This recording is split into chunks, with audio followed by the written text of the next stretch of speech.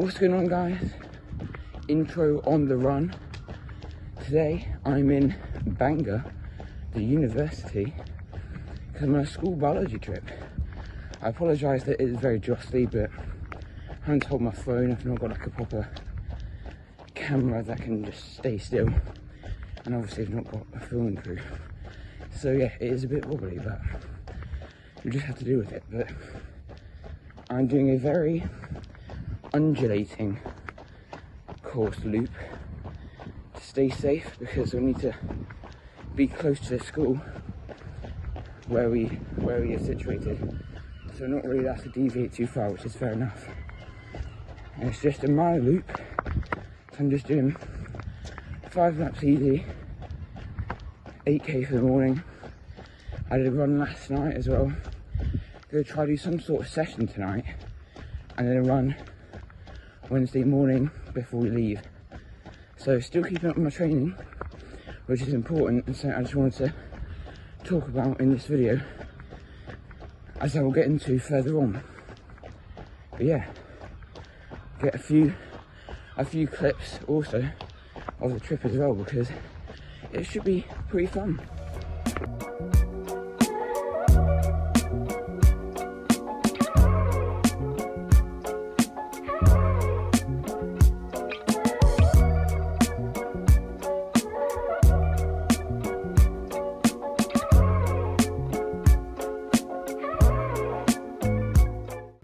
Currently at the beach, Will J, and then the rest of the people on the field trip as well.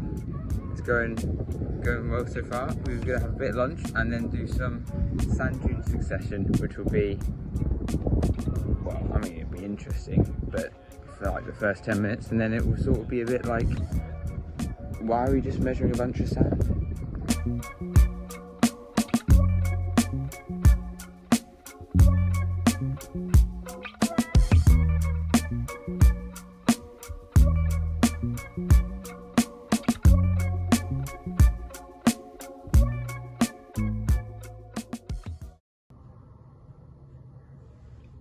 Hello. Today I just want to give a quick chat about training when you're on a trip, or just you're not in your usual flow of routine, because like my situation right now, I'm on a school trip. I've done all the runs I'd usually do, Monday evening, Tuesday morning, Tuesday evening, even a session. I will admit you do have to make compromises, and yes, I am losing a bit of sleep. However, it is for a short period. If it was, constant and I was making this my usual routine, yes, it would be bad. But for a short 3-day period, it's all right. And also, I just wanted to mention that, yes, obviously, you don't always need to continue training. But, if you're not injured, or if there's nothing wrong, if you're feeling good, you shouldn't just be like, wow, I can't train. You should, because I believe there is always a way to try and train. It doesn't necessarily mean in the way that you like. For example, if you're a swimmer and there's no water near you, then yes, you're not going to be able to train for swimming, but you can still train your aerobic system in a different way. It just won't be as specific.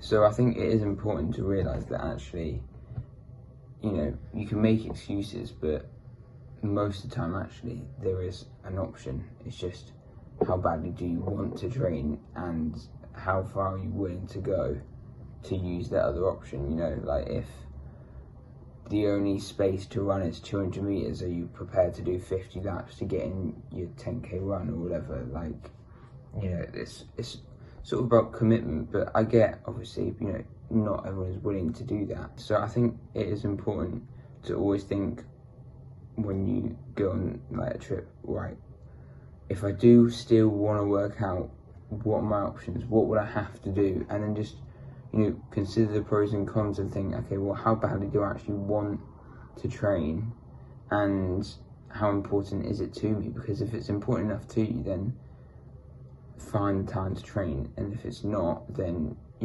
just skip it. It wouldn't be terrible if I did miss these runs, I would just have to probably shift my week, have Tuesday as my rest day and be like, well, I still got a run in Monday. As soon as I get back from the trip on Wednesday, I'll go for a run and then the gym, you know, sort of back to back. But yeah, it's always about just making it work, finding sort of the best viable options. And yeah, I mean, I didn't even think I'd have time to film this video because I've been so busy. Like, I want to go to bed now, but I thought, right, let's film this video. I've been cooking food for my mates in the flat, you know, made them all sausage and egg baps while also making my lunch at the same time. It's been quite busy, and I also made dinner as well. But yeah, you know, it's all about commitment. It's like, how much do you want it? And obviously, there's nothing wrong with choosing the easier option, you know, but you want to just create sort of like a list maybe of your priorities and rank them, and then just think, okay, right, given that this is, I don't know, third on the list, and it would be done before something that's second on the list, actually, I'm not going to do it because that doesn't give me time to do whatever said second thing on the list is, so I'll miss this out. Now, in terms of what I did during the week, I didn't go into too much detail, but then decided that actually I should, because quite a few people would actually be interested in how I train. So essentially, on the Monday that we left for the trip, I just did an easy run Monday morning. I think it was 10k, and then I did a run that evening again. Now this ended up being an hour, about 12k, because the first 3k was literally just exploring, finding that mile loop around the campus with my teacher so that we could establish sort of like a safe zone. And then the Tuesday morning again was an easy run. Now these all had strides at the end, but it still is an easy run. And this was just 40 minutes easy, so about 8k, because I was going to do a session that evening once we got back from all the day's activities, and that was a mile warm-up and then a mile at my 5k pace, and then I did 10-15 second hill sprints because, as I mentioned, it was quite a hilly area, so it was very, very easy to do that. And then the next morning on Wednesday I did another easy run, again, like I said, very early in the morning. I think I woke up at 6, and that was 45 minutes, so 9-ish k, again with strides at the end. And if you want to see the things that I do around my training, then stay tuned for my next video, because that's going to be a full day in the life.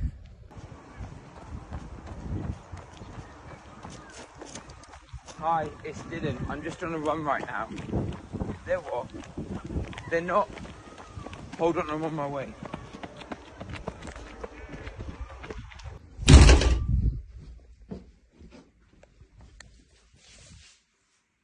No, I'm sorry, I was going to subscribe.